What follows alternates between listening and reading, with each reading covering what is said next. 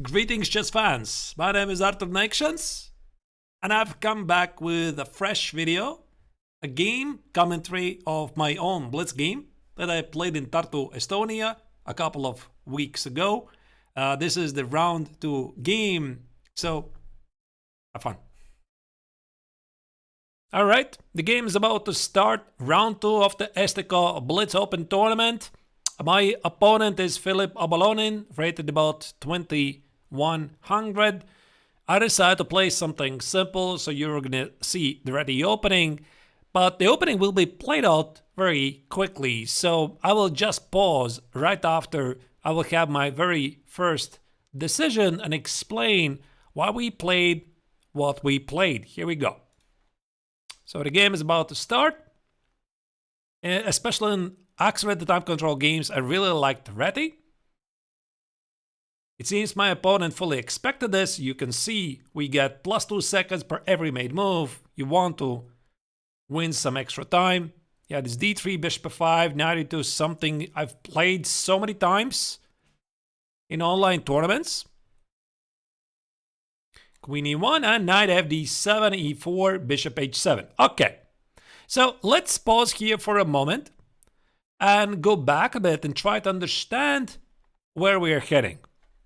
I'm going to go back to the moment in this position right here. When black played h6, this is a quite an advanced move because black wants to play a bishop f5, play e6, and make sure he's not giving up the bishop for the knight, because at competitive chess, there is a common belief that the bishop pair in the long run is going to favor the guy who has the bishop pair, right? So that's why he plays h6, and I can't immediately exploit it any other way.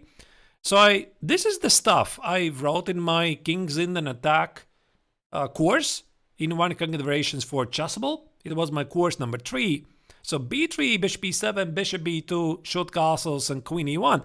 This originally is Lev Pologievsky's idea. So Lev Pologievsky started when he was playing, obviously, back in the 60s and 70s. He proposed initially to play rook e1, e4. But the big idea, if you play rook e1, e4, and play e5 eventually, now this looks like some typical Kings in an Attack position. The rook on e1 is misplaced because you want to go for a king's attack, f4, g4, f5, and the rook belongs on f1.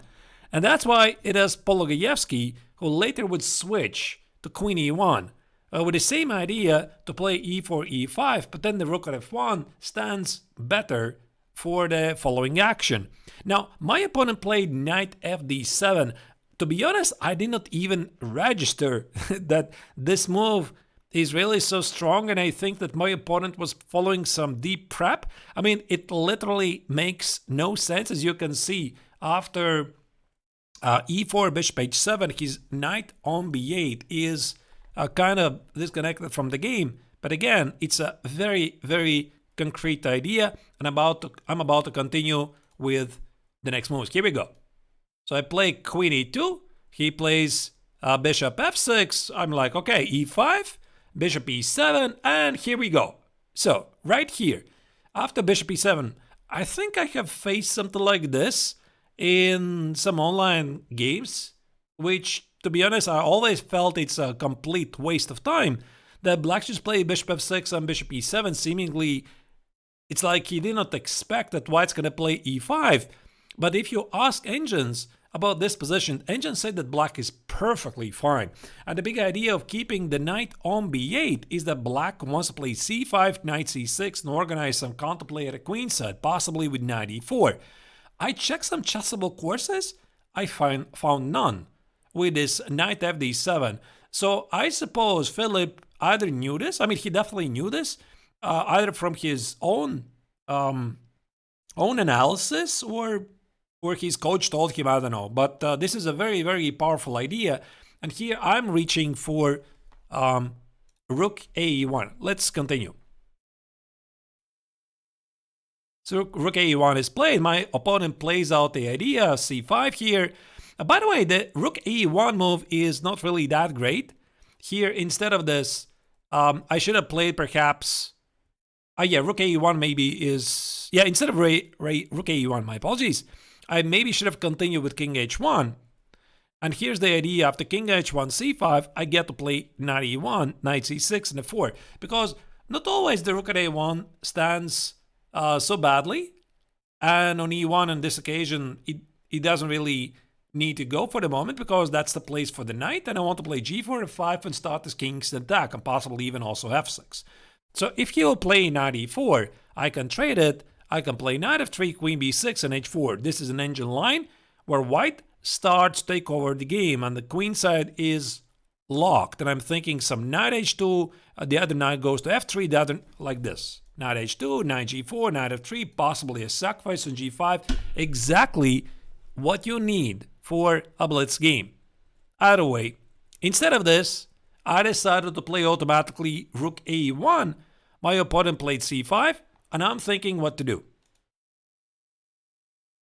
Yeah, so king h1 makes perfect sense. I don't think I really considered c4 because this long diagonal might be a bit exposed. King h1, knight c6 is played. I played knight g1. He played a5. I have to stop a4, so I play a4 myself. And now actually he had a pretty powerful idea here. I think I was trying to recall some prep. Let's see what he decided to play. He played knight e4. Let me pause here for a moment. This is perhaps not the best move in the position. It is, of course, very tempting because you hit the queen. Now, instead of this, engine says knight b4 is the necessary move. Hit a pawn on c2.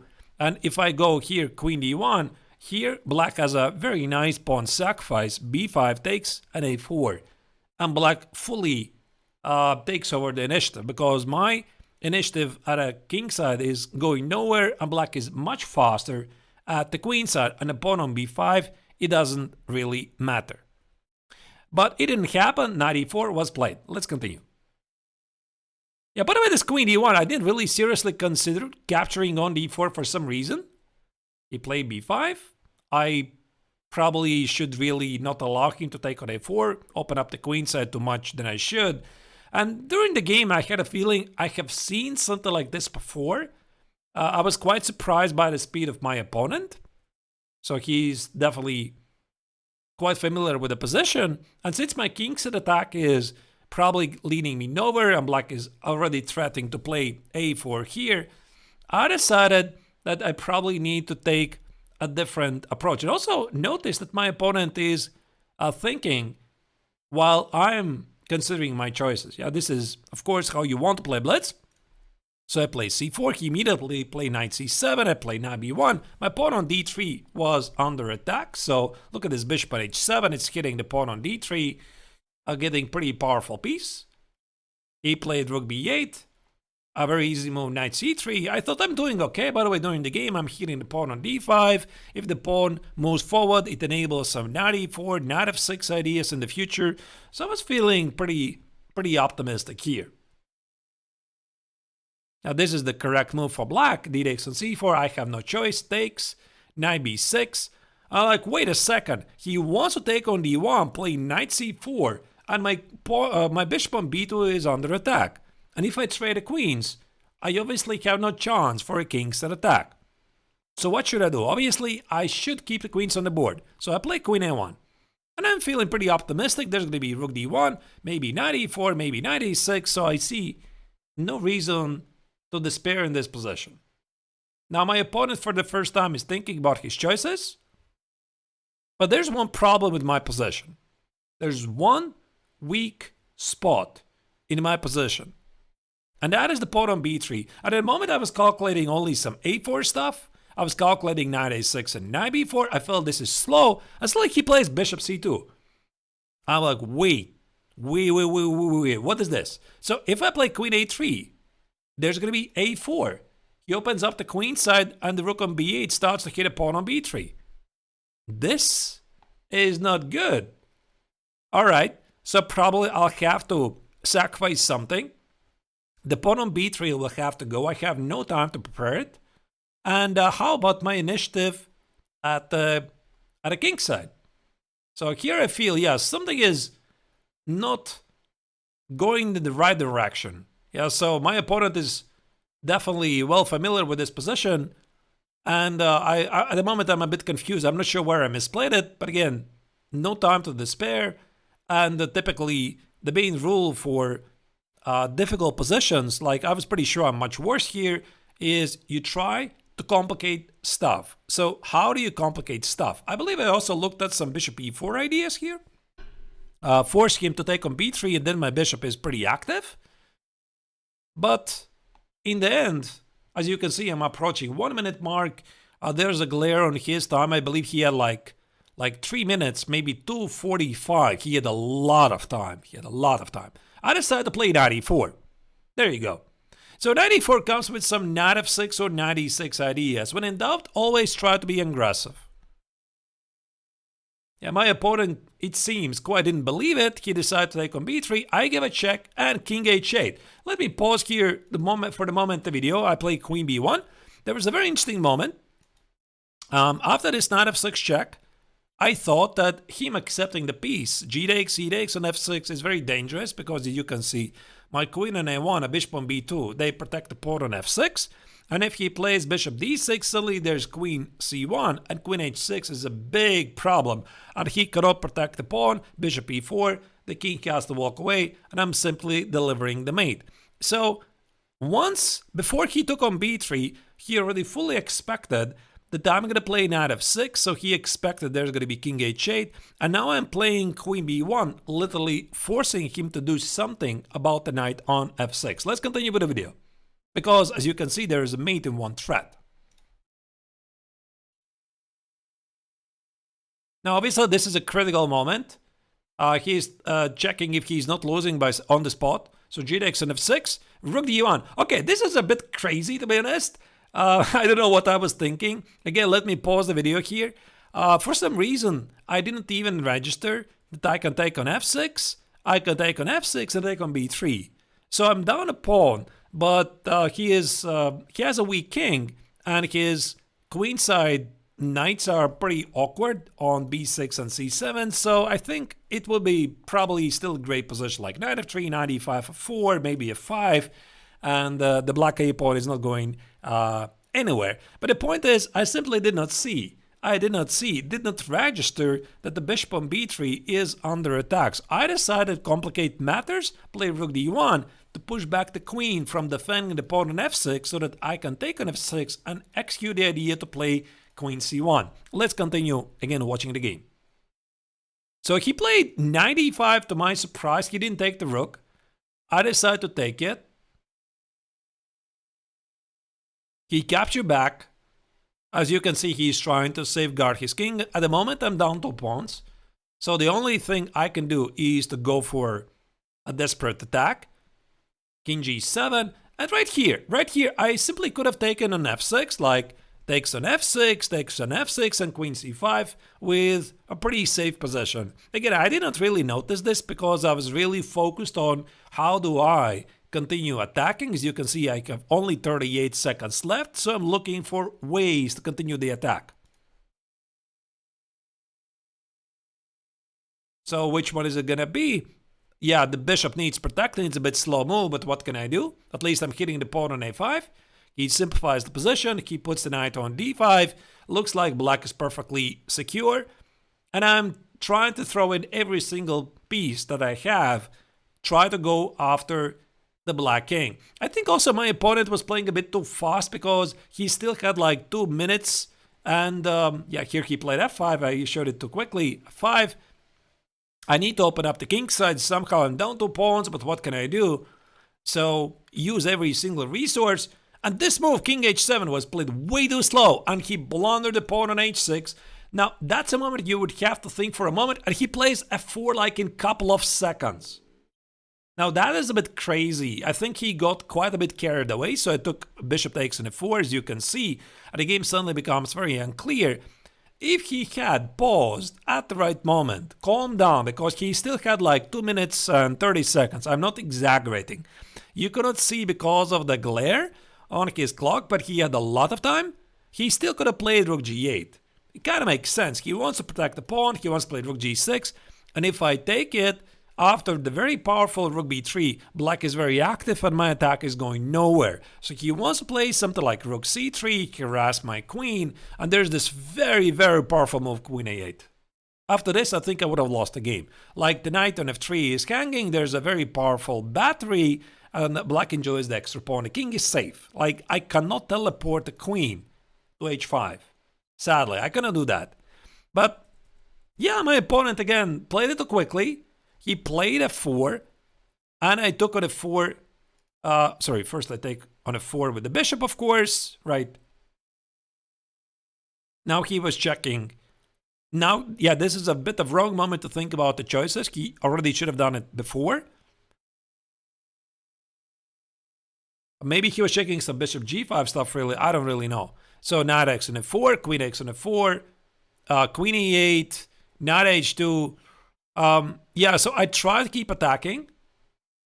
And again, he's playing way too fast. Way too fast. He had a lot of time. Queen f4. I want to play knight g4, queen h6.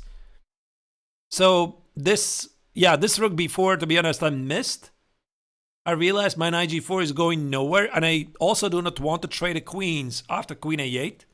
So that's why queen f3 is out of bounds. I play queen e3. And I'm hoping for some knight g4 at the right moment. Maybe f3, knight g4. So he gave a check. I'm thinking, okay, f3 probably weakens the king. Let me just use the king as well. Now knight g4 is the thing. And here he actually missed queen e4. Queen e4 was a move here. Tried to trade off the queens, but I'm very active and most likely I'm not going to lose the game. And he decided to do something else. I think, to be honest, he didn't even see queen e4 because I feel like this was the natural reaction.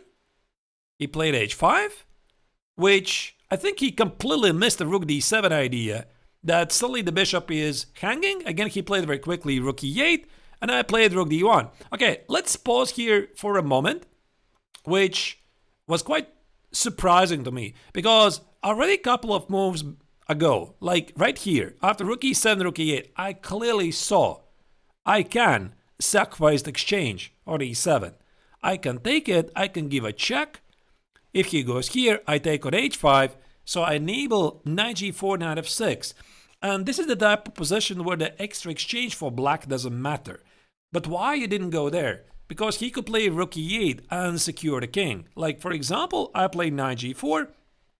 Maybe even he can sacrifice the exchange and play something like queen e5. I thought I'm never going to win this. So that's why my idea was that rook e7 is definitely an idea. And I want to improve on the idea. So that's why I played rook d1. And once again, he had to play queen e4. But again, this is a blitz game. He was not using the time properly. And he played rook b7. And what do you think I played? So now, of course, I was again checking. Does the sacrifice work? Queen g5. There's no escape with the queen. Check here. Queen g5. Here. And now knight g4 is just killing. Right here. And just like that, I'm winning. And only about now, I think he realized that, yeah, he's losing. Now, only here he started to feel the danger that I have a killing attack. I mean, knight f6 is unstoppable threat, basically. So he decided to do his final trick. f5, he takes an f6. Okay, now this is actually pretty hilarious because I was absolutely sure I can win this in several ways. But after knight g4, f5, I could have just checkmated him on the spot. Like check, here, mate. It's a bit unusual, mate. But I mean, the knight definitely belongs on f6. So I just saw that e takes on f6 is winning with a different idea. But the comedy still continues. Watch this. So he plays rook f7. I play knight e5 here. And now he's thinking, all right, here. Now this is quite a funny moment. I'm thinking, after knight e5, if he plays queen f8, which I'm thinking it's the obvious defense, like he wants to play queen h6 and trade the queens, I'm thinking I'm give a check. Here, I'm taking on f7. He cannot take on a queen. There's going to be a mate. Pretty obvious. And after rook f7, I calculate the line. I play rook d8 anyway. And after queen d8, I play queen f7. And he cannot defend against the mate. Because if he plays queen g8, I give a check. If he goes here, I give a check. He goes here, and I play f7. So I calculated this line on seconds. That is winning. But here the funny thing happens. He doesn't play He doesn't play Queen of 8. Yeah, now he's seeing, obviously, that it's completely lost. And I'm like relaxing a bit early, right? There's this Queen G6, Knight F7, and Rook D8 idea. And my opponent decides to blitz out Queen E8. I'm like, wait, what? And I forgot. That's the thing. I forgot about the idea. I forgot about the idea that I can play Queen G6, King H8, and Knight F7. It's exactly the same. It doesn't really change. Rook takes an F7, again there's Rook D8. I simply forgot about that, and instead I noticed something else, so I decided to take an F7. Knight F7, Queen F7, and I'm like, wait, what? Wait, this was not so supposed to be, right? So I play Rook D8, but it's still winning, because after Rook D7, I found a very cute resource. Rook G8. He cannot take on G8 because it's going to be Queen G8, Queen H5. Checkmate on the board. Yeah, that's it. He resigns because Rook G7 also is an unstoppable threat. So he's quite unhappy. Probably every right to be because he was winning at some point and I swindled him in a time scramble. So that's the end of the game. 2 points out of 2 for me. If you liked the video, please press like and subscribe to my channel. And I will be making more videos. Thank you for watching and keep coming back for more videos. Take care.